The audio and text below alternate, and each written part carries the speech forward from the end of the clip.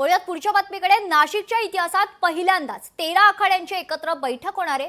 देशभरातून आखाड्यांचे राष्ट्रीय अध्यक्ष आणि महामंत्री बैठकीला येणार आहेत। मुख्यमंत्री देवेंद्र फडणवीस पुरोहित संघाने काढलेल्या सिंहस्थ कुंभमेळ्याच्या तारखांची घोषणा करणार आहेत। 1 जूनला होत असलेल्या बैठकीबाबत माहिती देण्यात आली आहे। भाजप आध्यात्मिक आघाडीचे प्रमुख तुषार भोसले यांनी या संदर्भात महत्त्वाची माहिती दिली।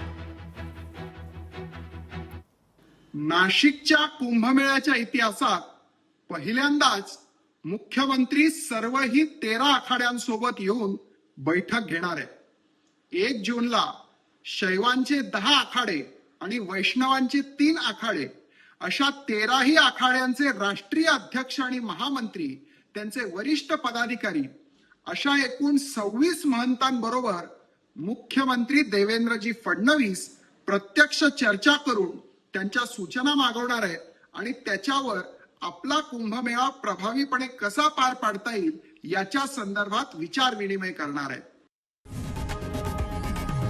लोकशाही मराठी ऐका, पहा, जागरूक रहा।